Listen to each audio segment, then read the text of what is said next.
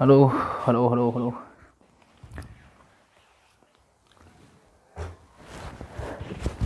जय हिंद friends, my name is AD Styles and welcome to all in your incredible platform AD Styles crazy 214। And कैसे हो आप सब? बढ़िया एकदम। ऑडियो वीडियो आई होप बढ़िया आ रही होगी। हैं स्टार्ट करते हैं। चलिए बिना किसी देरी के फटाफट। तो देखिए, अभी तक हमने क्या पढ़ा था इस चैप्टर के अंदर। बेसिकली हमने क्या बात करी थी, स्ट्रक्चर ऑफ ऑर्गेनाइजेशन। जो चैप्टर है ऑर्गेनाइजेशन, ये जो चैप्टर है हमारा 3 पार्ट में डिवाइडेड है। कौन कौन सा? टिश्यू, और कौन सा था? कॉकरोच, और कौन सा था? फ्रॉग। सबसे पहले अपन टिश्यू पढ़ रहे थे। तो ब्रॉडली यानी कि मोटे तौर पर टिश्यू को 4 टाइप्स में डिवाइड किया गया था। कौन कौन सा था? एक था तुम्हारा एपिथेलियम, और एक तुम्हारा एपिथेलियम। दूसरा कौन सा था तुम्हारा? Connective tissue. तीसरा कौन सा तुम्हारा? Muscular tissue. और चौथा था तुम्हारा नर्वस टिश्यू। तो इसमें से हमने क्या क्या पढ़ लिया था? एपिथेलियम टिश्यू की बात कर रहे थे हम। तो एपिथेलियम टिश्यू में बेसिकली हमको लेयर्स के बेसिस पर, यानी कि सिंगल लेयर है या डबल लेयर है, उसके बेसिस पर हमने टू टाइप्स में इसको डिवाइड किया था। कौन कौन सा? एक सिंपल लेयर वाला। सिंपल लेयर में सिंगल लेयर बनी होती है, और मोर देन 2 लेयर है तो उसको अपन कंपाउंड एपिथेलियम बोल रहे थे। ठीक है, कंपाउंड एपिथेलियम अभी हमने इतना डिटेल में नहीं पढ़ा था। सिंपल एपिथेलियम फिर दोबारा से हमने स्ट्रक्चर के बेसिस पर, स्ट्रक्चर के मॉडिफिकेशन के बेसिस पर हमने 3 टाइप में डिवाइड किया था। स्क्वेमस, और कौन सा था? क्यूबोइडल, और कौन सा था? कोल्यूमिनार। स्क्वेमस, क्यूबोइडल और कोल्यूमिनार। इन तीनों में हमने को क्या क्या पढ़ना था? इनकी लोकेशन, इनकी आइडेंटिफाई और इनका फंक्शन। सबसे पहले इनकी लोकेशन कहाँ मिल रहे हैं, फंक्शन यानी क्या काम कर रहे हैं, उसके बाद में आइडेंटिफाई, लोकेशन, फंक्शन, ये 3 चीज़ हम इनकी पढ़ रहे थे। इसके बाद में अपन क्या आ जाते हैं? Structure of organisation chapter. मतलब इसके बाद जो सेकंड चीज़ आ जाती है हमारी, वो क्या थी हमारी, कि कहीं ना कहीं कोल्यूमिनार एंड क्यूबोइडल ये दोनों आपस में मिलकर के 2 तरीके का काम कर रही थी। एक तो ये क्या कर रही थी, इन पे सीलिया मिल रहे थे। तो इनको अपन ने सीलिएटेड एपिथेलियम मिल रहा था। और कहीं कहीं ये दोनों जो मिलकर के आपस में क्या कर रही थी, सीलिया की जगह पर इन दोनों में आपस में मिलकर ग्लैंडुलर यानी कि ग्लैंड्स की तरह, सेक्रेशन की तरह रिलीज कर रही थी अपने अंदर से कोई चीज़ को। तो अपन ने इनको ग्लैंडुलर एपिथेलियम बोल दिया था। यहाँ तक हमने पढ़ लिया था। अब हम आगे पढ़ने वाले हैं, तो चलिए स्टार्ट करते हैं। और मैं चाहूँ तो एक बार और रिवाइज करवा दूँ आपको। यार फैशन दिखाने में कुछ नहीं है, ऐसे ही ठीक है अपन। ठीक है, और ये माइक है, इसको थोड़ा सा यहाँ लगा देते हैं अब। ठीक है, आवाज़ बढ़िया आ रही होगी जहाँ तक है। तो मैं एक चार्ट बना दूँ फ्लो। 1 मिनट भाई, बंद मत हो यार, ऐसा मत करो मेरी जान, ऐसा मत करो। ये जुल्म है, अपराध है, पाप पड़ेगा, पाप।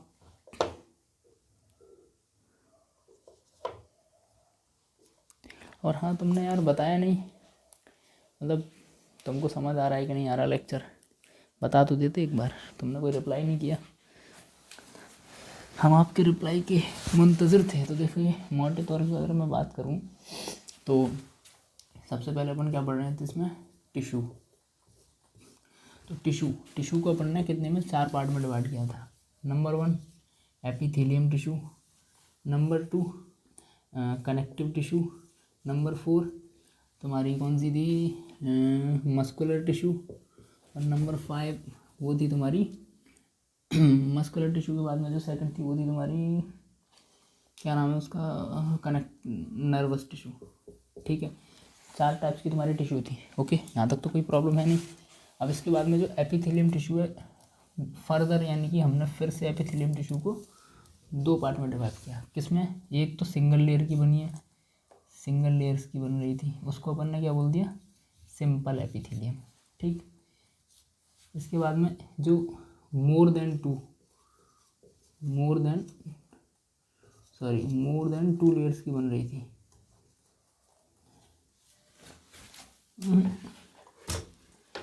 एक सेकेंड,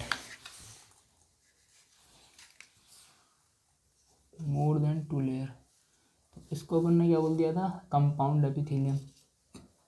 ठीक है, यहाँ तक तो कोई दिक्कत है नहीं। अब अब अब आगे तो अब अपन क्या पढ़ रहे थे, सिंपल एपिथेलियम, तो मतलब यहाँ तक तो बात हो ही गई। अब अपने क्या पढ़ा था कि जो सिंपल एपिथेलियम है, फिर फर्दर इसको अपन ने 3 टाइप्स में डिवाइड किया,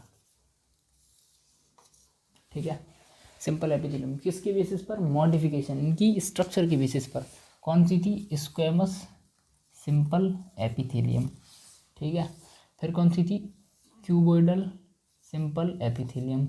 फिर कौन सी थी, कोल्यूमिनार सिंपल एपिथेलियम। शॉर्ट में इसको क्यूबोइडल एपिथेलियम, कोल्यूमिनार एपिथेलियम, या इसको कैसे भी बोल सकते हैं। तो इसको अपन क्यूबोइडल, इसको कोल्यूमिनार, इस तरीके से लिख सकते हैं पहचान के लिए, ठीक है। तो अपन ने इनकी तीनों की क्या, इन तीनों में अपने को क्या चीज़ पढ़नी थी, सबसे पहले इनकी क्या पढ़नी थी अपने को, आइडेंटिफाई। फिर दूसरी क्या चीज़ पढ़नी थी अपने को, इनकी लोकेशन। और तीसरी इनकी क्या चीज़ हमें पढ़ रही थी, आइडेंटिफाई, लोकेशन, और एक और चीज़ थी जो हमें पढ़नी थी, इनका फंक्शन यानी कि कार्य। तो हमने यहाँ तक कंप्लीट पढ़ लिया था। अब आगे क्या था कि ये जो है और ये जो है, यानी कि क्यूबोइडल और कोल्यूमिनार। मैं इसको यहाँ लिख दूँ ऐसे, क्या बोला, क्यूबोइडल और कोल्यूमिनार, यानी कि क्यूबोइडल और कोल्यूमिनार। ये जो दोनों हैं बेसिकली, ये दोनों क्या कर रही थी, ये 2 तरीके के काम कर रही हैं। पहली तो इनके ऊपर क्या मिल रहा है, सीलिया यानी कि पक्षमाप। अगर इनके ऊपर सीलिया यानी कि पक्षमाप मिल रहे हैं, आवाज़ तो आ रही है ना यार, बढ़िया। सीलिया यानी कि अगर इनके ऊपर क्या मिल रहे हैं, पक्षमाप मिल रहे हैं, तो अपन इसको क्या बोल रहे हैं, सीलिएटेड एपिथेलियम। क्या बोल रहे हैं हमें, सीलिएटेड एपिथेलियम, ओके। यहाँ तक तो कोई दिक्कत नहीं थी। तो अगर इनके ऊपर क्या मिल रहा है, सीलिया, इस तरीके से, जैसे मान लो ये तुम्हारी क्यूबोइडल हो गई और ये तुम्हारी कोल्यूमिनार हो गई। तो अगर इनके ऊपर इस तरीके से क्या मिल रहा है, सीलिया। ध्यान रखना, माइक्रोबलाई अलग है, सीलिया अलग है। माइक्रोबलाई केवल किस में मिल रही थी, तुम्हारी क्यूबोइडल में, सॉरी कोल्यूमिनार में। माइक्रोबलाई किस में मिलती है, ओनली ऑन कोल्यूमिनार में। और कोल्यूमिनार में जहाँ मिलती है लोकेशन कहाँ होती है, हमारे पेट में। अवशोषण का काम करती है, यानी कि खाने को एब्जॉर्ब करती है। और क्यूबोइडल और कोल्यूमिनार, इन दोनों के ऊपर अगर सीलिया मिल रहे हैं, तो इनको अपन ने क्या बोल दिया था, सीलिएटेड एपिथेलियम, ठीक। दूसरा कि ये दोनों मिलकर के एक अलग तरीके का फंक्शन कर रही है, सेक्रेशन करने का, अपने अंदर से क्या रिलीज़ करने का, जैसे सलाइवा, थूक वगैरह। तो ये क्या कर रही हैं, सेक्रेशन कर रही हैं। तो ये क्या चीज़ थी, तुम्हारी ग्लैंड्स का व्यवहार कर रही हैं। तो इनको अपन ने क्या बोल दिया था, ग्लैंड्यूलर एपिथेलियम। यहाँ तक हमने पढ़ लिया था। अब ये तो हमने पूरा पढ़ लिया था कि ये जो सीलिएटेड एपिथेलियम है, इसका काम क्या था। इसके 2 काम, मतलब इनकी मतलब आइडेंटिफाई तो पता लग गई कि सीलिएटेड एपिथेलियम के ऊपर सीलिया मिलते हैं। दूसरी चीज़ क्या थी, इनकी लोकेशन। तो लोकेशन में ये मिल के आ रही थी महिलाओं की फैलोपियन ट्यूब में, और फीमेल्स और मेल्स दोनों की किस्में ब्रोंकियोल्स में, तो ये 2 जगह मिल रही थी तुम्हारी, समझ गए। दूसरा, अब मैं इनकी बात करूँ सीलिएटेड एपिथेलियम की, तो ये तुम्हारी फंक्शन क्या होता है इनका, यूनिडायरेक्शन,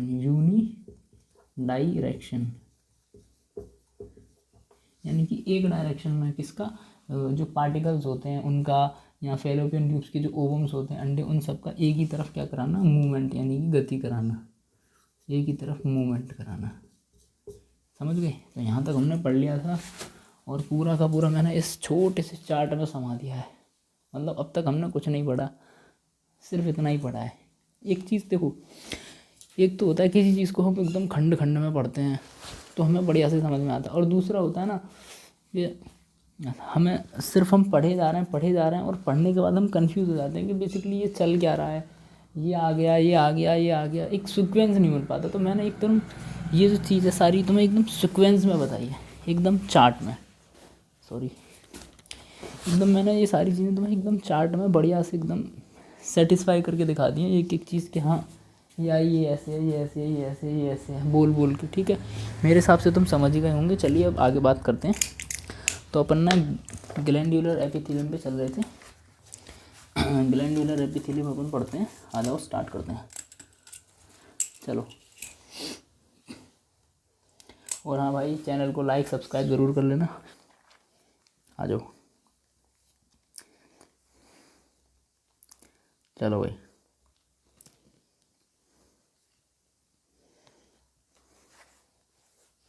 तो देखो मैंने तुम्हें क्या बताया था कि ये जो तुम्हारी कोल्यूमिनार और क्यूबोइडल, ये लिख रहा है columnar and cuboidal are be cilia, लिख रहा है नहीं लिख रहा है, ये columnar and cuboidal are be cilia their free surface, यानी कि इनकी मुक्त सतह पर क्या मिल रही हैं, सीलिया मिल रही हैं। तो इनको क्या बोल दिया अपन ने, सीलिएटेड एपिथेलियम। यहाँ तक तो पढ़ाई दिया मैंने तुम्हें। सीलिएटेड एपिथेलियम की लोकेशन कहाँ आती है, हमारे हॉलो ऑर्गन्स लाइक, ये लिख रहा है ना, hollow organ likes bronchial and fallopian tubes, यहाँ तक बता दिया था। अब ये क्या करते हैं बेसिकली, यूनिडायरेक्शन, यानी कि एक डायरेक्शन में क्या करते हैं, मूवमेंट पार्टिकल्स की करवाते हैं, ठीक है। अब इसके बाद में अपन नेक्स्ट क्या पढ़ रहे थे, कोल्यूमिनार एंड क्यूबोइडल सेल। तो देखो यहाँ पर लिखा है columnar and cuboidal cell get specialized for secretion and are called glandular epithelium, यानी कि जब कोल्यूमिनार और क्यूबोइडल जब ये अब एक स्पेशल सेल बन जाती हैं क्या, सेक्रेशन करने वाली, यानी कि अपने अंदर से कोई चीज़ रिलीज़ कर रही हैं, तो इनको अपन क्या बोल देते हैं, ग्लैंडुलर एपिथेलियम, यानी कि एक ग्लैंड्स की तरह ये क्या करती हैं, रिएक्ट करती हैं। यहाँ तक ठीक है, कोई दिक्कत, आगे पढ़ें, यहाँ तक तो समझ आ गया था। इसके बाद हमें क्या दे रखा है, they are mainly for 2 types, यानी कि ये क्या है, 2 टाइप की होती हैं। कौन सी, ग्लैंडुलर एपिथेलियम, किसके बेसिस, अपनी क्वांटिटी के बेसिस पर। पहली तो यूनिसेलुलर, एक कोश की, और दूसरी होती है तुम्हारी मल्टी सेलुलर, ये लिखा, ठीक है। तो मैं इनको हाईलाइट कर देता हूँ।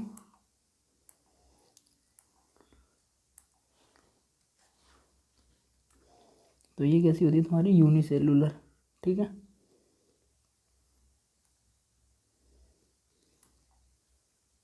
और एक कौन सी होती है तुम्हारी, मल्टी सेल्यूलर, ठीक है, ओके।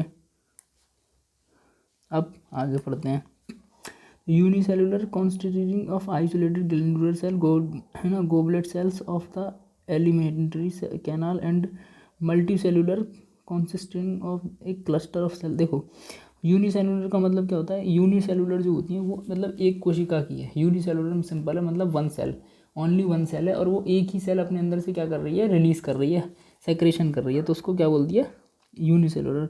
और ये क्या होती है, आइसोलेटेड ग्लैंडुलर सेल होती है, एक तरीके से आइसोलेटेड ग्लैंडुलर सेल होती है। और इसका जो एग्जांपल है गोबलेट सेल है, ये लिख रहा है ना, गोबलेट सेल लिख रहा है, goblet cell of the alimentary canal.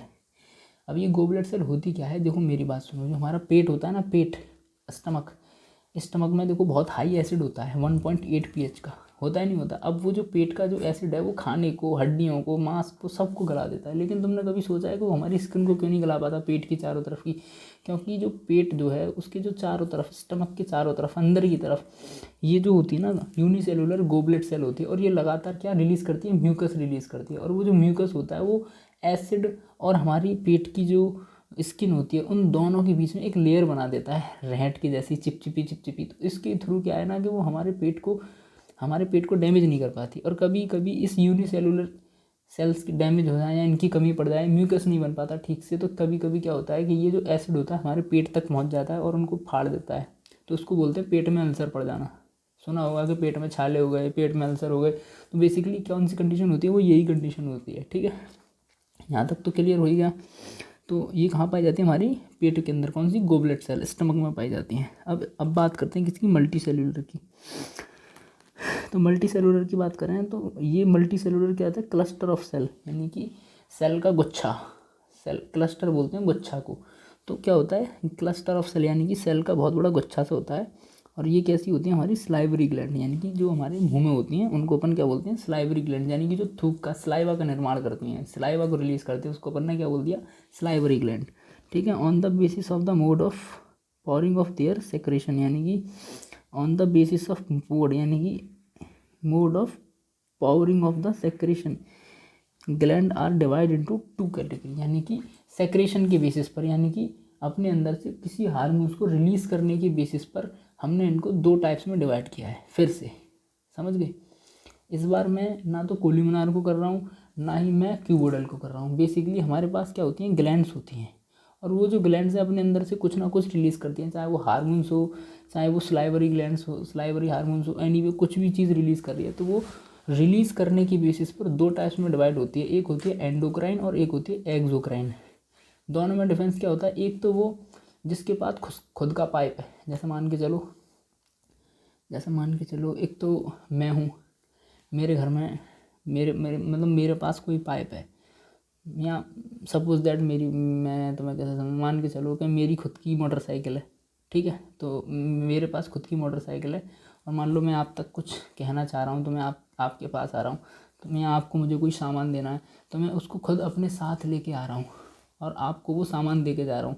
तो ये क्या हो गया, एक्सोक्राइन यानी कि मेरे पास खुद है और मैं उसको लेके आपके पास आ रहा हूँ। और दूसरा हो गया कि मेरे पास मोटरसाइकिल नहीं है, मेरा कोई दोस्त है या मेरे कोई रिलेटिव है, वो आपके पास तक जा रहा है, तो मैं उसको वो चीज़ दे रहा हूँ जो आपको पहुँचानी है और वो आप तक वो चीज़ पहुँचा रहा है, तो मैं किसी के थ्रू पहुँचवा रहा हूँ। तो वो क्या हो गया, एंडोक्राइन। तो एग्जाम्पल, एक्सोक्राइन क्या होता है, मैं अपने साथ खुद लेके जा रहा हूँ, और एंडोक्राइन में किसी के थ्रू भेज रहा हूँ। तो बेसिकली होता क्या है, जो ग्लैंड्स होती हैं वो टू टाइप्स की होती हैं। एक वो जिनके पास खुद की डक्ट होती हैं, खुद की वाहिकाएँ होती हैं, तो वो अपनी खुद की वाहिकाओं के थ्रू अपने टारगेट तक अपने हार्मोन्स को या अपने जो भी वो रिलीज़ करती हैं उसको फेंक देती हैं। और दूसरी होती हैं जो खुद की ग्लैंड्स, खुद की डक्ट्स नहीं होती उनके पास, वो क्या करती हैं, बेसिकली ब्लड का सहारा लेती हैं। तो वो जो हमारी ब्लड वेसल्स होती हैं उनके अंदर अपने हार्मोन्स को डालती हैं और फिर ब्लड के ज़रिए वो जो हार्मोन्स है हमारे टारगेट तक जाता है। समझ गए। तो यही लिखा है, multi cellular consisting cluster of cell, यानी कि जो मल्टी सेलुलर सेल है वो गुच्छे के समान सेल होती हैं। Salivary gland on the basis of the mode of powering of the secretion, यानी कि सेक्रेशन के बेसिस पर glands are divide into two type. The mode of pouring of secretion, यानी कि सेक्रेशन के मोड के बेसिस पर glands are divide into two category, यानी कि ग्लैंड्स को दो टाइप्स में डिवाइड किया है, एंडोक्राइन एंड एक्सोक्राइन। ये लिखा है ना, एंडोक्राइन एंड एक्सोक्राइन। तो सबसे पहले अपन किसकी बात कर लेते हैं, एक्सोक्राइन की। तो यहाँ पर यह लिखा है एक्सोक्राइन। ओके, आवाज़ तो ठीक आ रही है ना। तो सबसे पहले क्या लिखा है यहाँ पे, एक्सोक्राइन। मैं हाईलाइट कर दूँ उसको, ये लिखा है, अरे यार इसको हटाओ ना भाई। अब ठीक है, एक्सोक्राइन, ठीक है। और इसके बाद मैं इसको राइट कर देता हूँ और अब तो मैं पढ़ाता हूँ। तो एक्सोक्राइन ग्लैंड क्या होती है, mucus, saliva, earwax, oil, milk, digestive enzyme and other cell products, यानी कि जो जितने भी अपने अंदर से रिलीज़ करने वाली चीज़ें होती हैं, जैसे हमारी जो ग्लैंड्स होती हैं वो बेसिकली करती हैं, देखो हमारे बॉडी के अंदर कोई भी चीज़ किसी चीज़ को रिलीज़ कर रहा है तो उसे अपन ग्लैंड्स बोलते हैं। जैसे हमारे को पसीना आता है, तो पसीना भी आता है तो कहीं ना कहीं यहाँ पर हमारी स्किन में ग्लैंड्स होती हैं जो कि पसीना को रिलीज़ करती हैं। महिलाओं में जो होती हैं स्तन ग्रंथियाँ, बोलते हैं नहीं ग्रंथियाँ, यानी कि ग्लैंड्स, डक्ट या बोलते हैं ना मिल्क ग्लैंड्स, मेमोरी ग्लैंड्स बोलते हैं ना, मेमोरी ग्लैंड्स क्यों बोलते हैं, क्योंकि वो दूध का क्या कर रही हैं, रिलीज़ कर रही हैं फीमेल्स, तो उसको दूध का रिलीज़ कर रही हैं तो उसको क्या बोलते हैं, मेमोरी ग्लैंड्स। तो कोई भी चीज़ कुछ रिलीज़ करते हैं तो उसको अपन ग्लैंड्स बोल देते हैं। तो यहाँ पर साफ साफ लिखा है कि कोई भी चीज़ हो गई, एंड म्यूकस हो गया यानी कि स्लाइवा हो गया, ईयर वैक्स हो गया यानी कि कान में से जो ठेक निकलती है, ऑयल हो गया, मिल्क हो गया, डाइजेस्टिव एंजाइम हो गए, अदर सेल प्रोडक्ट जितने भी रिलीज़ होते हैं, these product are released through ducts और ट्यूब, यानी कि वो जो रिलीज़ हो रहे हैं वो किसके थ्रू हो रहे हैं, डक्ट्स और ट्यूब के थ्रू हो रहे हैं। समझ रहे हो क्या लिखा है भाई, through ducts and tubes in contrast. समझ गए। तो इसका मतलब क्या हो गया, यानी कि जो एक्सोक्राइन है, यही लिखा है ना यहाँ पे, जो एक्सोक्राइन है वो जितने भी अपने हार्मोन्स वगैरह है जो रिलीज़ कर रही है वो किसके थ्रू कर रही है, अरे गलत कर दिया मैंने, एक सेकंड, ये अब ठीक है, ठीक है। यानी कि जो एक्सोक्राइन है वो कितने भी एंजाइम वगैरह सबका रिलीज़ कर रही है, किसके थ्रू, डक्ट्स और ट्यूब के थ्रू कर रही है, ठीक है। कोई दिक्कत। अब आगे चल, अब देखो इसके बाद में अपन सेकंड क्या पढ़ाते हैं, अपन एंडोक्राइन ग्लैंड्स। Endocrine glands. अब एंडोक्राइन्स क्या होती है, डू नॉट हैव डक्ट्स, सीधा सीधा लिखा है, इसके पास क्या है, कोई भी किसी भी तरीके की डक्ट नहीं होती। तो मैंने क्या बताया, एंडोक्राइन क्या होती है, मैं किसी के थ्रू भेज रहा हूँ। तो ये क्या लिख रहा है, do not have ducts their products called hormones, यानी कि इसके जितने भी प्रोडक्ट्स होते हैं उनको हार्मोन्स बोलते हैं। बेसिकली जितने भी एंडोक्राइन्स यानी कि जितने भी हमारे बॉडी के अंदर हार्मोन्स होते हैं वो सब ऐसी ग्रंथियाँ, ऐसी ग्लैंड्स के थ्रू रिलीज होते हैं जिनके पास खुद की डक्ट्स नहीं होती, वो सारे के सारे ब्लड में ही मिल के जाते हैं, समझ रहे हो। Are secrete directly into fluid bathing in the gland, समझ गए ना, ये इसका मतलब है are secreted directly into the fluid bathing in the gland, यानी कि ये जो हमारी नॉर्मल बाथिंग ग्लैंड्स होती हैं या अदर किसी के ज़रिए ही अपने टारगेट तक पहुंचा देते हैं। वही चीज़ है, बेसिकली यहाँ मेंशन नहीं है, मैं जो तुम्हें बता रहा हूँ वो फैक्ट है कि जो तुम्हारे हार्मोन्स होते हैं वो ब्लड के अंदर घुल के जाते हैं, ब्लड के थ्रू अपने टारगेट तक पहुँचते हैं, ठीक है। तो ये तो हो गया हमारी सारी की सारी यहाँ तक की कहानी। कहाँ तक की कहानी हो गई, इधर आके देखो ज़रा, बड़ा कर दूँ, यहाँ तक की कहानी हो गई ग्लैंडुलर सेल। तो ग्लैंडुलर एपिथेलियम तक, ग्लैंडुलर एपिथेलियम में क्या पढ़ा हमने, ये दो प्रकार की थी, कौन कौन सी थी, एक तो यूनिसेलुलर थी और एक कौन सी थी, मल्टी सेलुलर। तो जो यूनिसेलुलर थी उसका एग्जांपल क्या था, गोबलेट सेल, और मल्टी सेलुलर थी उसका एग्जांपल बेसिकली हमें नहीं दे रखा था। तो यूनिसेलुलर हो या मल्टी सेलुलर हो, ये अगर दोनों क्या कर रही हैं, अपने हार्मोन्स को अपनी किसी डक्ट के थ्रू रिलीज़ कर रही हैं टारगेट तक, तो क्या कहलाएंगी, एक्सोक्राइन। और अगर इनके पास खुद की डक्ट्स नहीं है, बाथिंग डक्ट्स या ब्लड वेसल्स के थ्रू अपने टारगेट तक अपने हार्मोन्स या एंजाइम को पहुंचा रही हैं, तो इनको अपन क्या बोलते हैं, एंडोक्राइन। तो याद रखना, एंडोक्राइन जितनी भी एंडोक्राइन ग्लैंड्स होती हैं वो ज़्यादातर हार्मोन्स का रिलीज़ करती हैं, इसीलिए यहाँ पे मेंशन भी है, लिखा भी है, अगर तुम ध्यान से पढ़ रहे हो तो, ठीक है। ये लिख रहा एंडोक्राइन, देखो ये लिख रहा endocrine do not have duct their product called hormone are secreted in direct into the fluid bathing in the gland, यानी कि ये लिख रहा है कि एंडोक्राइन ग्लैंड जो होती है उसके जो मतलब जो वो सेक्रेट करती है उसको अपन क्या बोलते हैं, कोल्ड हार्मोन्स, लिख रहा है ना, कॉल्ड हार्मोन्स, यानी उनको हम क्या बुलाते हैं, हार्मोन्स बुलाते हैं, ठीक है। यहाँ तक कंप्लीट है ना। अब क्या रहेगी अपनी कंपाउंड एपिथेलियम। तो कंपाउंड एपिथेलियम अपन पढ़ लेते हैं, आ जाओ आ जाओ भाई, आ जाओ आ जाओ आ जाओ। अपन क्या पढ़ रहे हैं, एक कंपाउंड एपिथेलियम,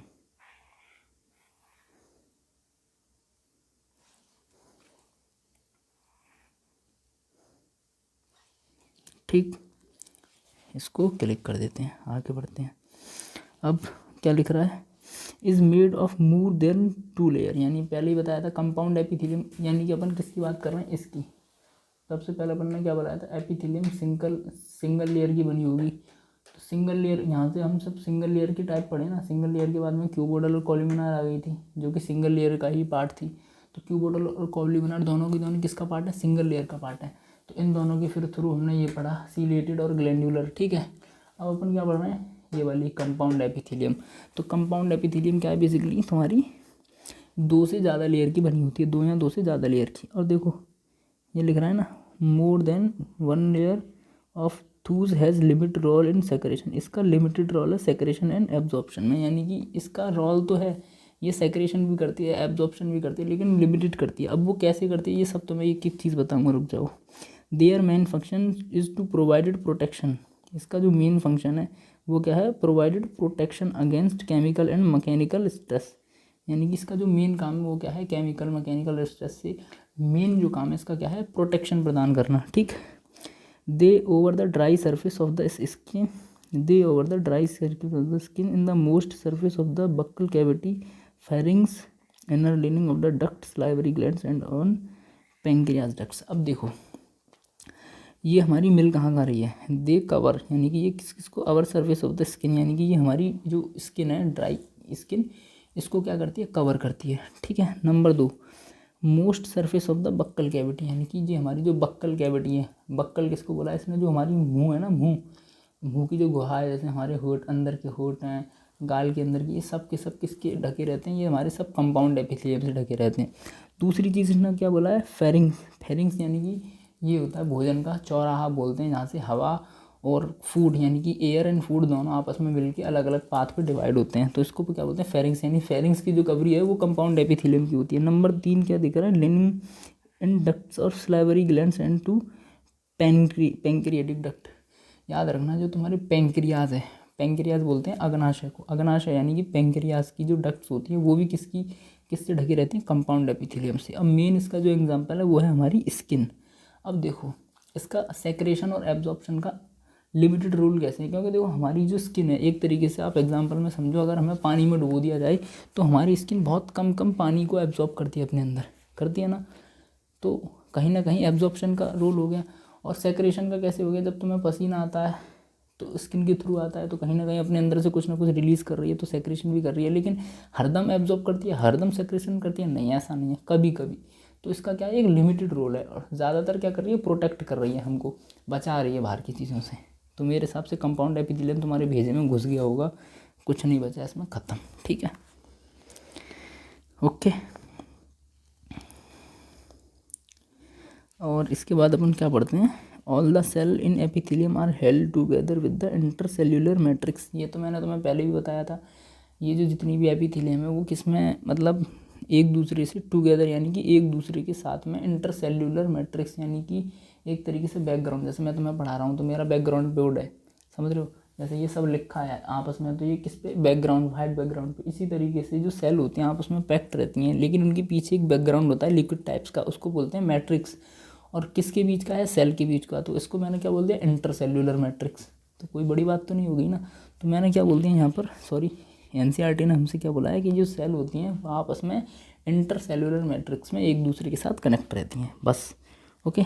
इसके बाद में in the nearly of animal tissue, in nearly all animal tissue यानी कि सभी एनिमल टिश्यू में ऐसा होता है, स्पेशलाइज्ड जंक्शन प्रोवाइड बहुत स्ट्रक्चर, यानी कि ये जो होता है स्पेशलाइज्ड जंक्शन यानी कि संधि प्रोवाइड करता है बहुत structure and function like between cell into individual cell. देखो कुल मिला करके यहाँ पे मेन चीज़ हमें दे रखी है, हमारे जो जंक्शन होते हैं, जैसे कि जो तुम्हारी सेल होती हैं आपस में, एपिथेलियम टिश्यू वगैरह, इन सब में क्या होते हैं, जंक्शन, जंक्शन बोलते हैं संधि, जोड़, ठीक है। अब जंक्शन 3 टाइप्स के दे रखे हैं इसमें, कौन कौन से दे रखे हैं, आ जाओ, हाँ भाई राइट हो जा। सबसे पहले दे रखा है तुम्हारा टाइट जंक्शन,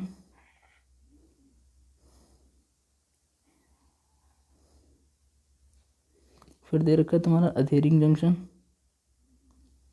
और एक तुम्हारा दे रखा है गैप जंक्शन, ठीक है। अब देखो टाइट जंक्शन का काम क्या है, टाइट जंक्शन का काम है, टाइट है, एकदम टाइट, नू समझ लो, टाइट मतलब इतना टाइट है कि ये अपने जो सेल होती हैं ना, उस सेल के जो सब्सटेंस होते हैं उनको लीक नहीं होने देता, लीकिंग अक्रॉस ए टिश्यू, यानी कि ये उनको लीक होने से बचाता है। तो अपन बोल देते हैं कि जो टाइट जंक्शन है, to help stop substance from leaking across a tissue, यानी कि टिश्यू से ऊ तक से सब्सटेंस यानी कि जो मॉलिक्यूल्स हैं, पदार्थ हैं, जो भी, उन सबको बाहर नहीं जाने देता, टाइट करके पकड़ के रखता है। तो तुमसे कोई क्वेश्चन पूछ ले कि टाइट जंक्शन का काम क्या है, तो तुम बोलोगे सब्सटेंस लीकेज होने से रोकना, या तुमसे पूछ ले कि लीकेज होने से बचाने के लिए कौन से जंक्शन का यूज़ होता है, तो तुम बोलोगे टाइट जंक्शन, ठीक है। तो दूसरा आता है तुम्हारा अधेरिंग जंक्शन। अधेरिंग जंक्शन का काम क्या है, बेसिकली देखो, जो अधेरिंग जंक्शन है, perform cementing on to keep neighbour cell together, यानी कि जो तुम्हारी पड़ोसी सेल हैं, पड़ोस की कोशिका, भाई तुम आपस में अपने पड़ोसियों से जुड़े हुए हो, तो इसी तरीके से अपनी पड़ोस की सेल जो होती हैं एक दूसरे से, नेबियोर का मतलब होता है पड़ोसी, टुगेदर यानी एक दूसरे से, यानी कि पड़ोस की सेल को एक दूसरे से जोड़ के रखने का काम किसका होता है, अधेरिंग जंक्शन का। तो ये लिख रहा है performed cementing to keep neighbouring cell together, ठीक है। इसके बाद में आता है तुम्हारा गैप जंक्शन। गैप जंक्शन का काम क्या है, facilitated the cell to communicated with each other by connecting by cytoplasm और of adjoining cell and rapid transfer ion small. देखो इसका मतलब क्या हो गया, गैप जंक्शन। गैप जंक्शन का मतलब हो गया थोड़ा सा गैप है, जंक्शन जो है लेकिन थोड़ा सा गैप है, और वो गैप किसके कारण होता है, प्लाज्मोडेस्माटा के कारण। अब प्लाज्मोडेस्माटा होता क्या है, एक्चुअल में होता क्या है कि जितनी भी सेल होती है ना, वो आपस में वो एक दूसरे से थोड़ी थोड़ी जुड़ी रहती हैं, बहुत छोटे से आपस में एक तंतु, तो उसको अपन प्लाज्मोडेस्माटा बोलते हैं, और वो इनके आपस में साइटोप्लाज्म को जोड़ता है। जो भी आसपास की सेल होती हैं उनके किसको जोड़ता है, साइटोप्लाज्म, यानी कि जीव द्रव्य को। और वो साइटोप्लाज्म के जरिए क्या होता है, ये कभी कभी जैसे कोई आयन है, बहुत छोटे आयन की कमी पड़ रही है या ज़्यादा हो रहा है तो आयनों को एक दूसरे में ट्रांसफ़र करती हैं ये सेल्स, या साइटोप्लाज्म को एक दूसरे में ट्रांसफ़र करती हैं। तो कभी कभी छोटे छोटे मॉलिक्यूल्स या कभी कभी बहुत बड़े बड़े मॉलिक्यूल्स को भी सडनली बहुत जल्दी से एक दूसरे में ट्रांसफ़र करने का काम किसका होता है? गैप जंक्शन का। तो यहाँ पर ये लिख रहा है फैसिलिटेट यानी कि cytoplasm the cell to communication with each other by connecting to cytoplasm, यानी कि जो साइटोप्लाज्म एक दूसरे के साइटोप्लाज्म को कनेक्ट करता है। Adjoining cell the rapid transfer ion small molecules, यानी कि एक दूसरे में तुरंत तेज़ी से रैपिड ट्रांसफ़र करता है किसका? आयंस का, स्मॉल मॉलिक्यूल्स का, एंड समथिंग बिग मॉलिक्यूल्स, कभी कभी बड़े मॉलिक्यूल्स का। ख़त्म।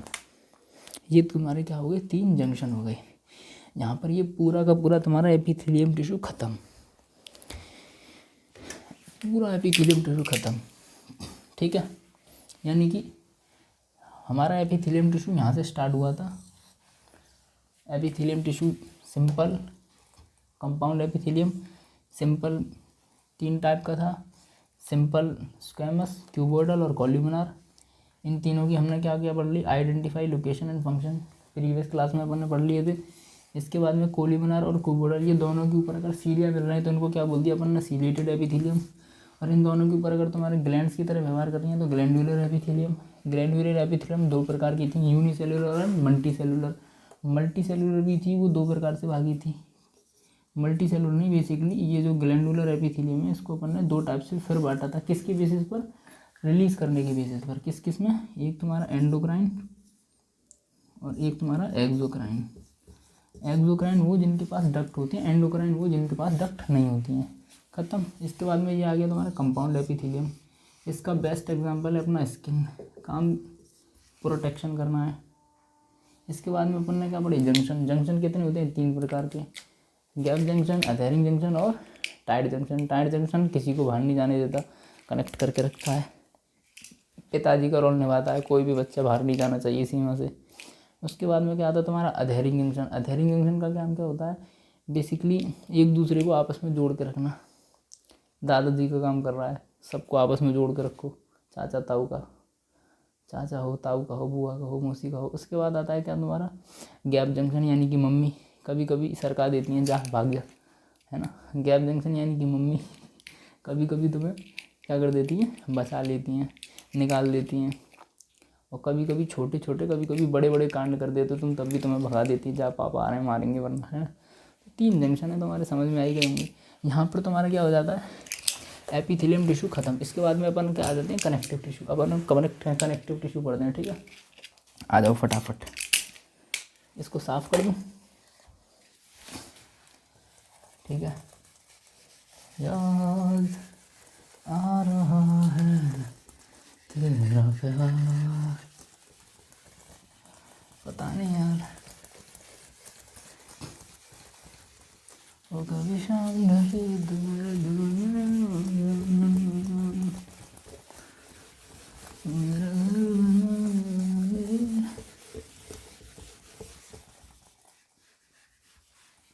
चलो भाई। तो अपन सबसे पहले क्या बात कर रहे हैं? कनेक्टिव टिश्यू की। तो पहले मैं तुम्हें पढ़ा दूँ लाइन बाई लाइन या पहले थोड़ा सा हिंट दे दूँ? हाँ भाई, कनेक्टिव टिश्यू की पहले पढ़ा दूँ या थोड़ी सी हिंट दे दूँ? मैं सोच रहा हूँ यार पहले थोड़ा सा पढ़ा ही दूँ। कनेक्टिव टिश्यू है कितने प्रकार के ये देख लें पहले यार। ये दिख रहा है the distributed body of the complex are normal. The connective tissue become their special function linkage supporting the range for the soft connective tissue, bone, adipose and blood. बिल्कुल बिल्कुल। चलो तो देखो, खैर छोड़ो, कनेक्टिव टिश्यू की बात कर रहे हैं अपन ने। एपिथेलियम टिश्यू पढ़ लिया। देखो कनेक्टिव टिश्यू क्या है बेसिकली तुम्हारे, पहली चीज़ कनेक्टिव टिश्यू तुम समझ ही रही हो, इसका मतलब क्या हो गया? कनेक्टिव टिश्यू बेसिकली एक दूसरे को कनेक्ट करके रख रहा है, ठीक, ख़त्म। इसमें अपन क्या पढ़ते हैं? 2-3 तरीके से पढ़ते हैं। एक तो देखो हम पढ़ते हैं कनेक्टिव टिश्यू में जो कि हमारे नॉन स्पेशलाइज्ड होते हैं, और एक होते हैं हमारे स्पेशल ऑफ कनेक्टिव टिश्यू, और दूसरे होते हैं मतलब डेंस, स्पेशल, और एक होता है तुम्हारा उसको बोलते हैं अपन, एक तो डेंस होता है, एक होता है लूज। हाँ याद आ गया, इसमें अपन 3 टाइप्स पढ़ते हैं। कौन कौन से? एक तो होता है लूज कनेक्टिव टिश्यू, ठीक है, और एक होता है तुम्हारा डेंस कनेक्टिव टिश्यू, और एक होता है तुम्हारा स्पेशल कनेक्टिव टिश्यू। अब देखो, लूज कनेक्टिव टिश्यू 2 टाइप का होता है। डेंस कनेक्टिव टिश्यू बेसिकली ये 2 टाइप का होता है अगेन, और ये जो है तुम्हारा 3 टाइप का होता है, ठीक है। लूज कनेक्टिव टिश्यू 2 टाइप का कौन कौन सा होता है? एक होता है तुम्हारा एडिपोस टिश्यू, और एक होता है तुम्हारा, मैं एक बार चेक कर लूँ यार, गलत ना बता दूँ तुम्हें, एरियोलर टिश्यू और एडिपोस टिश्यू, ठीक है। ये होता है तुम्हारा एरियोलर और ये होता है तुम्हारा एडिपोस, ठीक है। इसके बाद में क्या आ जाता है तुम्हारा डेंस वाला। डेंस वाला क्या होता है तुम्हारा? रेगुलर और एक होता है तुम्हारा इर्रेगुलर, ठीक है। अब स्पेशल यानी कि स्पेशल है। स्पेशल में क्या आ जाते हैं तुम्हारे? एक तो होते हैं कार्टिलेज, स्पेशल में कार्टिलेज, एक आ जाती है तुम्हारी बोन, और एक तुम्हारे आ जाते हैं खून के बदले खून, ब्लड। पूरा चार्ट बना दिया अपन ने, यही पढ़ने वाले हैं एक एक करके, मज़ेदार। कोई दिक्कत तो है नहीं भाई? आ जाओ पढ़ाएं फिर। एपिथेलियम टिश्यू, कनेक्टिव टिश्यू कितने प्रकार की है? 3 प्रकार की। अब देखो, अब अपन एनसीईआरटी को फॉलो करते हैं। पहले एनसीईआरटी क्या कह रही है हमसे? तो एनसीईआरटी हमसे कह रही है connective tissue are most evident and widely distributed in the body of complex animal. यानी कि जो कनेक्टिव टिश्यू हैं वो तुम्हारे मोस्ट एविडेंट यानी कि हमारे मतलब एविडेंट मतलब होता है एक तरीके से हमारी आदत या हमारी हैबिट के अनुसार, या एविडेंट बोलते हैं बैलेंस, उसके मतलब डिस्ट्रीब्यूटेड यानी कि शरीर में फैली होती है, और बॉडी ऑफ कॉम्प्लेक्स यानी कि मतलब बहुत ही कॉम्प्लेक्स एनिमल में ये मिलती है। They are named connective tissue because they special function linked, यानी कि इसका जो स्पेशल फंक्शन है लिंक्ड करना, सपोर्ट करना। जैसे हमारी हड्डियाँ हैं, ब्लड है, ये क्या पूरे शरीर में फैले हुई हैं और एक दूसरे को कनेक्ट कर रही हैं, सपोर्ट कर रही हैं। तो बेसिकली तुम समझ गए होंगे कनेक्टिव टिश्यू क्या कर रही हैं, एक दूसरे से लिंक रहती हैं, सपोर्ट करती हैं हमको, इसीलिए अपन का क्या बोलते हैं, इनको कनेक्टिव टिश्यू बोलते हैं। Other tissue organ of the body they range to soft connective tissue to specialised connective tissue, यानी कि इनकी जो रेंज है, यानी कि जो हमारे शरीर में फैले होती हैं वो तुम्हारे सॉफ्ट कनेक्टिव टिश्यू से लेके तुम्हारे स्पेशलाइज्ड टाइप्स तक फैले रहते हैं। और बीच में एक टाइप और होता है, वो होता है तुम्हारा डेंस, जो कि इधर दिया नहीं है, आगे दे रखा है।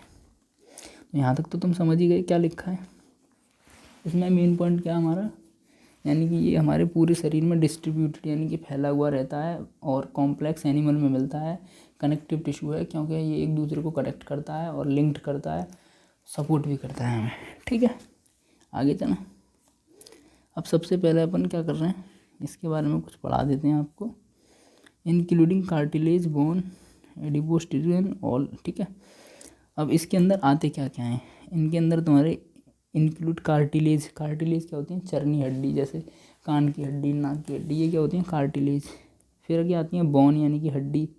फिर आती है तुम्हारी एडिपोस क्या होता है ये भी बताऊंगा तुम्हें। फिर आता है तुम्हारा blood and all connective tissue expect blood and the cell secrete fibre of structural protein called collagen और इलास्टिन। देखो होता क्या है कि सबसे पहले हम बात करते हैं कुछ कनेक्टिव टिश्यू की। इधर देखो कि ये जो कनेक्टिव टिश्यू होती है तुम्हारी, इसको अपन इधर खींच के लेके आते हैं, ठीक है।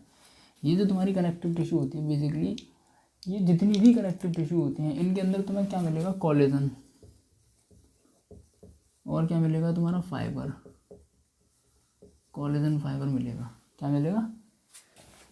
क्या क्या बताया भाई इनने? फाइबर, प्रोटीन, कोलेजन और इलास्टिन। और क्या मिलेगा तुम्हारा? इलास्टिन। अब ये जो है ना तुम्हारी, ये जो 3 फंक्शन है इसमें बेसिकली ये जो सारे के सारे जो कनेक्टिव टिश्यू हैं सब में मिलते हैं, लेकिन ये कोलेजन और इलास्टिन, इन दोनों की मैं बात करूँ, कोलेजन और इलास्टिन की, तो ये जो दोनों हैं ये तुम्हारे ब्लड में नहीं मिलते, एक्सेप्ट ब्लड, समझ रहे हो। तो यहाँ पे लिखा है secretion fibre of structural protein called collagen और elastin, the fibre provide strength elastic and flexibility to tissue. देखो यहाँ लिखा है ना, मैं तुम्हें दिखा दूँ, यानी दिक्कत ना हो तुम्हें किसी भी प्रकार की। तो देखो ये लिखा है यहाँ पे कि एक्सपेक्ट ब्लड, देखो ये लिखा है कि all connective tissue expect blood, the cell secrete fibre structural protein called collagen और इलास्टिन, यानी कि तुम्हारे ब्लड एक एक्सेप्ट में डाल के, यानी कि इसको एक्सेप्शन ही ब्लड को मान करके जो तुम्हारे सेल हैं वो सेक्रेट, यानी कि फाइबर जो होते हैं बेसिकली सेल के फाइबर, और ये तुम्हारे इलास्टिन है, कोलेजन है, ये किस में नहीं मिलते, तुम्हारे ब्लड में नहीं मिलते, बाकी सारे कनेक्टिव टिश्यू में मिलते हैं। अब देखो इसमें ब्लड, इसमें फाइबर्स भी लिखा है, बट हाँ ब्लड के अंदर देखो ये जो कोलेजन और इलास्टिन वाला फाइबर ब्लड में नहीं मिलता, तो इसमें तो अपन तीनों को इंक्लूड कर लेंगे, यानी कि इसमें ये तीनों चीज़ नहीं मिलती, लेकिन वैसे फाइबर ब्लड में होते हैं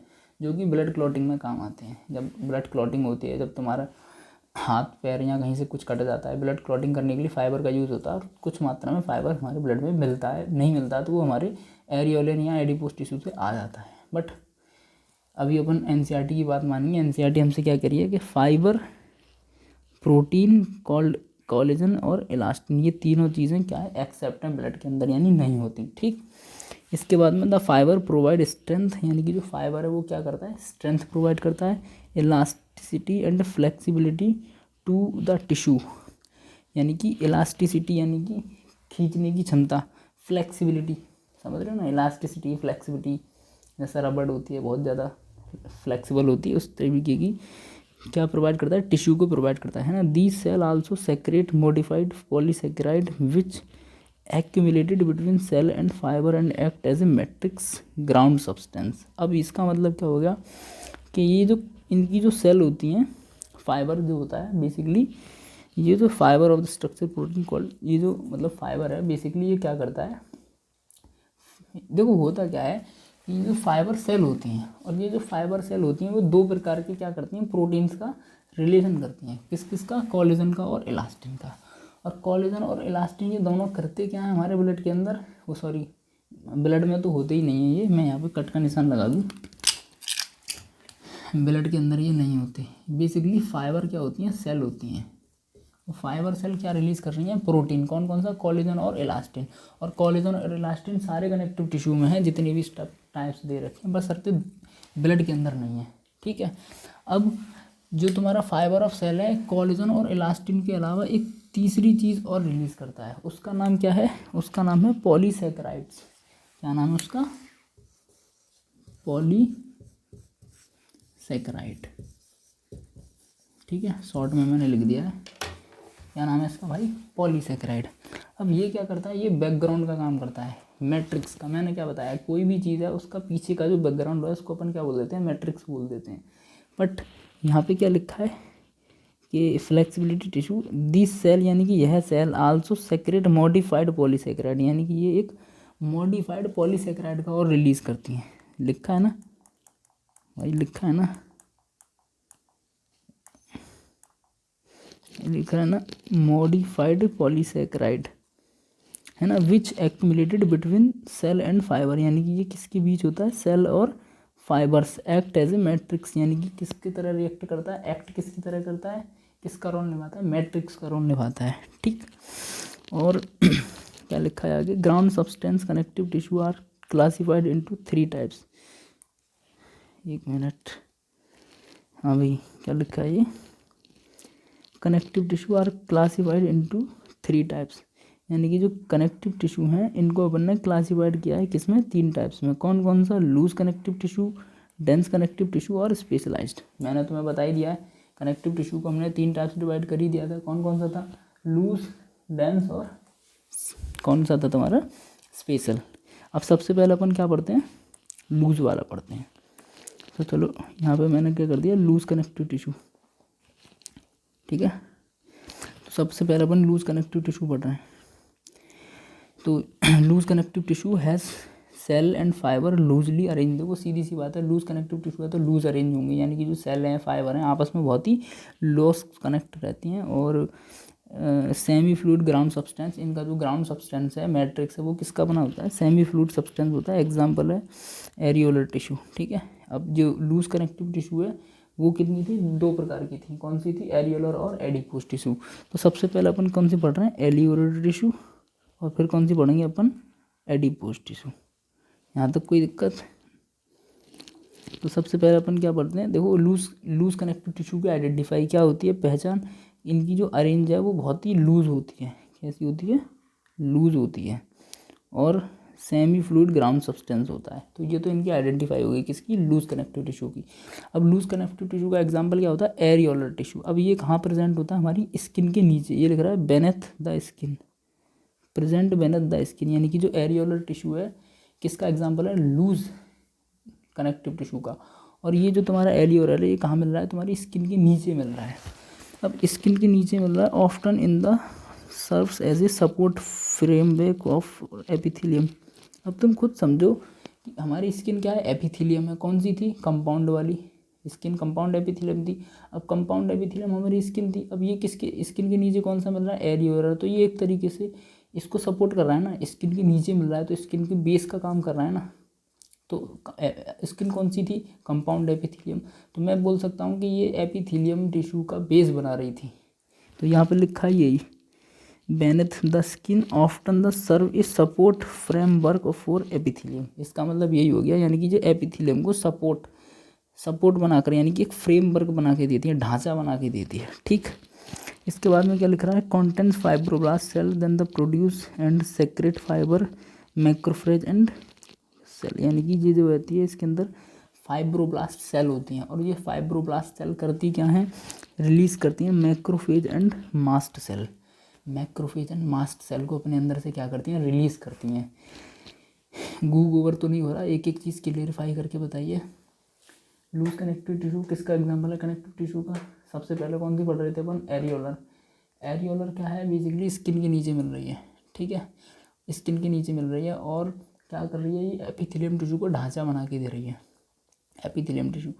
और एरियोलर टिश्यू के बारे में और क्या पढ़ा हमने, कि इसके अंदर फाइब्रोब्लास्ट सेल होते हैं। और वो फाइब्रोब्लास्ट सेल किसका निर्माण करती हैं, मैक्रोफेज और मास्ट सेल का। अब देखो तुम खुद सोचो, जब तुम्हें कोई कट लग जाता है, मान के चलो किसी ने तुम्हें काट दिया, काटने के बाद में तुम्हारा जख्म भर गया। बट अब तुम खुद सोचो, वो जब जख्म भरता है तो धीरे धीरे उसमें पीला पीला पीप जैसा निकलता है, नहीं निकलता, पीप निकलता है, गाढ़ा गाढ़ा चिपचिपा कई दिनों तक होता है। वो क्या होता है पता है, वो सब होती क्या है, बेसिकली वो तुम्हारी मास्ट सेल होती हैं। क्योंकि देखो हमारे जो ब्लड के अंदर ये जो फाइब्रोब्लास्ट जो रिलीज़ कर रही है मैक्रोफेज को हिंदी में बोलते हैं बक्साड़ू कोशिका। और ये जो तुम्हारा बोला है, इसने क्या बोला है, फाइब्रोब्लास्ट किसका, मैक्रोफेज एंड मास्ट सेल का। ये बेसिकली क्या होती है, हमारी WBC होती हैं।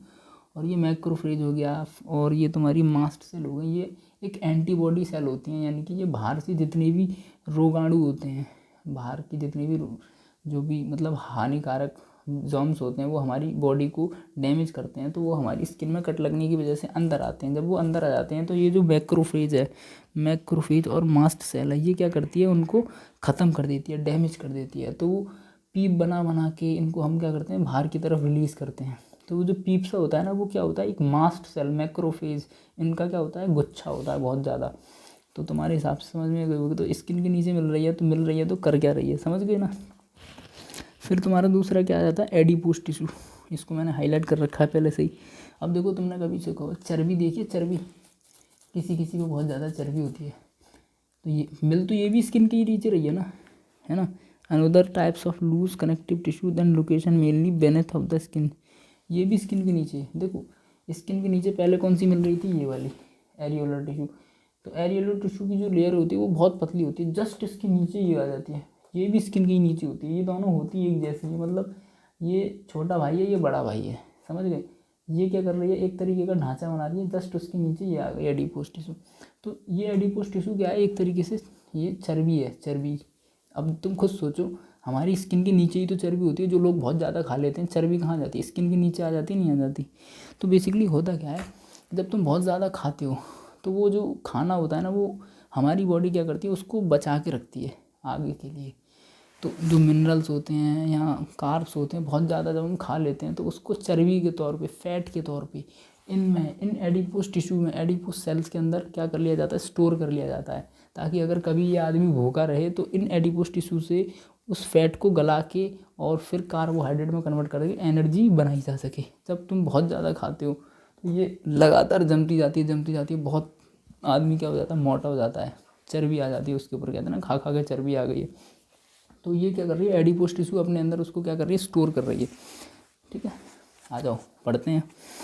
तो यहाँ पे क्या लिखा है, adipose tissue another types of loose connective tissue located mainly beneath on the skin, यानी कि स्किन के नीचे मिल रही है। ठीक है, the cell of this tissue are specialised to store fat, यानी कि ये जो सेल है स्पेशलाइज्ड होती है किसके लिए, फैट को स्टोर करने के लिए। The excess of the nature which are not used immediately are convert into fat are stored in this tissue, fibre and fibroblast are completely packed in the sorry ये तो अलग आ गया, तो समझ गए ना, ये लग रहा है स्पेशलाइज्ड टू स्टोर फैट्स, यानी कि ये फैट्स को स्टोर करने के लिए क्या होती है, स्पेशल होती है। एंड सेकंड क्या बोला, the excess of nutrition which are not used, यानी कि जो ऐसे न्यूट्रिशन एक्स्ट्रा जो हम यूज़ नहीं कर रहे, उन न्यूट्रिशंस को क्या करती है ये, जिनको हम इमीडिएटली क्या कर रहे हैं, यूज़ नहीं कर रहे, उसको ये क्या करती है, convert into fats are store in this tissue, यानी कि उनको फैट में कन्वर्ट करके इन टिश्यू में क्या कर देती है, स्टोर कर देती है। अब देखो इनके एग्जाम्पल दे रखे हैं, ये दे रखा है तुम्हारा लूज कनेक्टिव टिश्यू, इसके ये एरियोलर टिश्यू और ये एडिपोस टिश्यू। ठीक है, है ना, तो हमने क्या पढ़ा, एरियोलर टिश्यू कौन सी होती है, ये वाली, और एडिपोस टिश्यू ये वाली। तो एरियोलर टिश्यू में हमारी क्या मिल रही थी, फाइब्रोब्लास्ट, कोलेजन फाइबर, मैक्रोफेज, बताया था ना, मास्ट सेल। तो ये क्या कर रही थी, बेसिकली जब भी स्किन में कोई कट लग जाता है या क्लॉटिंग जमानी हो या बाहर के रोगाणुओं को ख़त्म करना हो, तो इस टिश्यू के अंदर ऐसे एंटीबॉडी सेल होती हैं। ये बेसिकली ये जितनी भी सेल है ना, macrophage, collagen fibre, mast cell, ये सब क्या होती हैं, तुम्हारी एंटीबॉडी सेल होती हैं। और ये जो फाइब्रोब्लास्ट है ये क्या करता है, ये क्लॉटिंग करने का काम करता है। ये मैं तुम्हें डिटेल में बता रहा हूँ, इतना एनसीईआरटी में मेंशन नहीं है, ताकि तुम सोच सको। और ये जो एडिपोस टिश्यू है तुम्हारी, ये क्या कर रही है, फैट जमाने का काम कर रही है। यहाँ पर फैट जमता है, ये न्यूक्लियस है, ये प्लाज्मा मेम्ब्रेन है, ये याद कर लेना, स्ट्रक्चर से क्वेश्चन पूछ लिए जाते हैं। ठीक, ओके। इसके बाद में क्या आ जाता है तुम्हारा, इसके बाद में आ जाता है तुम्हारा dense connective tissue. Dense connective tissue, तो डेंस कनेक्टिव टिश्यू सीधी सी बात है, डेंस में क्या है, डेंस यानी कि ये वाला आ गया। और डेंस में क्या है, रेगुलर और इरेगुलर, यानी कि इसमें क्या होता है, बेसिकली जितने भी फाइबर होते हैं, वैसे तो इसके आगे अपन कल पढ़ेंगे, लेकिन मैं तुम्हें थोड़ा बता दूं, जो डेंस कनेक्टिव टिश्यू में होता क्या है कि जो तुम्हारे फाइबर होते हैं या तुम्हारी जो सेल होती हैं, डेंस का मतलब होता है आपस में बहुत ही ज़्यादा टाइट पैक्ड होती है, बहुत ही ज़्यादा क्या होती है, टाइटली पैक्ड होती है, डेंस होती हैं एकदम आपस में। और ये दो प्रकार से होते हैं, एक तो रेगुलर और इरेगुलर। रेगुलर का मतलब होता है एक सीक्वेंस में लगा रहना, और इरेगुलर का मतलब क्या होता है, एक उल्टा पुल्टा टेढ़ा मेढ़ा कैसे भी लगी रहती हैं, समझ गए। तो इनको क्या बोलते हैं अपन, डेंस रेगुलर। तो डेंस दो प्रकार की थी अपन, कौन सी, डेंस सॉरी यार, मैंने क्या बताया तुम्हें, डेंस कनेक्टिव टिश्यू, और डेंस तुम्हारी डेंस रेगुलर थी, और एक और थी तुम्हारी डेंस रेगुलर के बाद में डेंस इरेगुलर कनेक्टिव टिश्यू। ठीक है, ये दो प्रकार की तुम्हारी फिर से डिवाइड होते हैं, यही तो है ना, रेगुलर और इरेगुलर। अब इनके बाद में इनको अपन राइट कर देते हैं, इनके टाइप्स है। डेंस रेगुलर टिश्यू क्या है, connective tissue and collagen fibre are present in row between mainly parallel boundary, यानी कि रेगुलर में क्या है, एकदम पैरेलल, यानी कि एक दूसरे के समांतर एकदम सीक्वेंस में लगे रहेंगे। और इसका एग्जांपल क्या है, टेंडन, इसको मैं हाईलाइट करूँगा बढ़िया से, क्योंकि यहाँ से क्वेश्चन आता है बहुत बार। टेंडन्स यानी कि कंडरा। और एक और एग्जांपल है डेंस रेगुलर का, इसको अपन क्या बोलते हैं, लिगामेंट्स। ठीक है, ये बेसिकली जो डेंस रेगुलर है ना, रेगुलर इसका एग्जांपल है। डेंस रेगुलर दो प्रकार की होती है, एक तो हमारी टेंडन्स और एक होती है लिगामेंट्स। टेंडोन्स बेसिकली क्या करते हैं, तुम्हारे बोन को मसल्स को बोन से कनेक्ट करते हैं, क्या, टेंडोन्स। और जो लिगामेंट्स होते हैं वो क्या करते हैं, बोन को बोन से कनेक्ट करते हैं। समझ गए, बस इतना याद कर लेना। Parallels and tendons wins attach, देखो लिख रहा है ना, attach skeleton muscles to bone, यानी कि टेंडन्स का काम क्या होता है, अटैच स्केलेटन मसल्स बोन, यानी कि मसल्स को बोन से कनेक्ट करना। और ligaments attach bone to another bones. समझ गए। तो इसका एक ट्रिक है, रेगुलर वाली कौन कौन सी थी, एक तुम्हारी टेंडन्स थी और एक तुम्हारी लिगामेंट्स थी। तो टेंडन्स की इसका क्या है, बल्ब यानी कि बोन को, बल्ब यानी कि बोन फिर लिगामेंट्स, यानी कि बोन को बोन से कौन कर रहा है, लिगामेंट्स। और इसकी थी बीटीएम। तो तुम बल्ब याद कर लेना, बल्ब याद कर लोगे तो बीटीएम ऑलरेडी हो ही जाएगा, यानी कि बोन को मसल्स से कौन जोड़ रहा है, टेंडोन्स, और बोन को बोन से कौन जोड़ रहा है, लिगामेंट्स। तो इसमें तुम्हारी कन्फ्यूजन ख़त्म हो जाएगी। ठीक है, इसके बाद में तुम्हारी डेंस रेगुलर ख़त्म।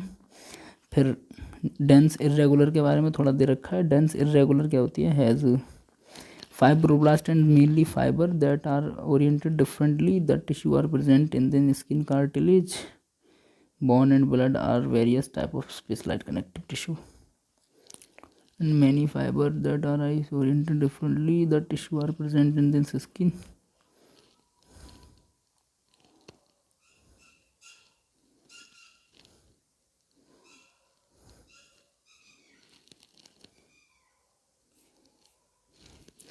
डेंस इरेगुलर के बाद, अच्छा हाँ, डेंस इरेगुलर के बारे में हमें क्या दे रखा है, has fibroblast and many fiber mostly collagen that are oriented differently, this tissue in present in this skin। यानी कि जो तुम्हारी डेंस इरेगुलर दे रखी है, डेंस इरेगुलर, इसका एग्जांपल क्या दे रखा है तुम्हें, स्किन, हमारी जो स्किन के अंदर पाया जाता है, ये बेसिकली स्किन है नहीं, this tissue in is present in this skin लिखा है ना। तो ये जो तुम्हारी डेंस इरेगुलर कनेक्टिव टिश्यू है, ये कहाँ होती हैं, तुम्हारी स्किन के अंदर होती हैं, स्किन नहीं, स्किन के अंदर प्रेजेंट होती हैं। अब स्किन के अंदर क्या प्रेजेंट है, इतना ज़्यादा एनसीईआरटी में मेंशन नहीं दे रखा है, तो बस इतना दिमाग मत लगाना, बस इतना ध्यान रखना, फाइब्रोब्लास्ट मेनली फाइबर, और कौन सा होता है, कोलेजन फाइबर के ये बने होते हैं, आइडेंटिफाई है ना, डिफरेंटली बने होते हैं। कहाँ मिलती है, तुम्हारी स्किन के अंदर, कौन सी, इरेगुलर। अब देखो इनके डायग्राम याद कर लेना, ये जो डायग्राम दे रखा है बेसिकली, ये वाला, ये तुम्हारा किसका है, रेगुलर, किसका है तुम्हारा, रेगुलर का। ठीक है, और ये जो तुम्हारा एग्जांपल दे रखा है, ये वाला जो एग्जांपल तुम्हें दे रखा है, ये किसका है, तुम्हारा इरेगुलर। ठीक है, तो रेगुलर में, रेगुलर और इरेगुलर तुम्हारे समझ में आ ही गया होगा, रेगुलर क्या है, इरेगुलर क्या है। इसके बाद में अपन क्या पढ़ेंगे, कनेक्टिव टिश्यू में अपन क्या पढ़ रहे हैं, बोन्स, कार्टिलेज और ब्लड, ये दो तीन चीज़ें रह गई, एक तुम्हारी बोन, एक तुम्हारा ब्लड, और ये तुम्हारा कार्टिलेज। चलो ज़्यादा नहीं है, उसके बाद में तुम्हारी कनेक्टिव टिश्यू ख़त्म। लेक्चर बहुत बड़ा हो जाएगा, मिलते हैं अगली वीडियो में, तब तक के लिए।